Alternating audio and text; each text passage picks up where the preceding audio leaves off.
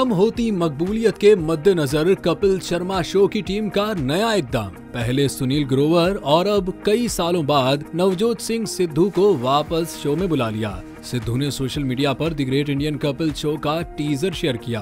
भारतीय रियासत पंजाब के वजीर साबिक क्रिकेटर नवजोत सिंह सिद्धू 2019 तक कपिल के शो का अहम हिस्सा रहे, जिसमें वो अपने कहकहों के साथ बरजस्ता जुमलों और शायरी से शो में चार चांद लगाते रहे। पुलवामा हमले से मुतालिक नवजोत सिद्धू के एक बयान ने भारत में हंगामा खड़ा कर दिया था और इंतहा पसंदों ने सिद्धू को शो से निकलवा दिया था। ताहम अब वो 5 साल बाद कपिल शर्मा के शो में नजर आएंगे। इस हवाले से the great Indian Kapil show के नए प्रोमो में इंकशाफ किया गया है कि नवजोत सिंह सिद्धू शो की आइंदा आने वाली किस्त में नजर आएंगे।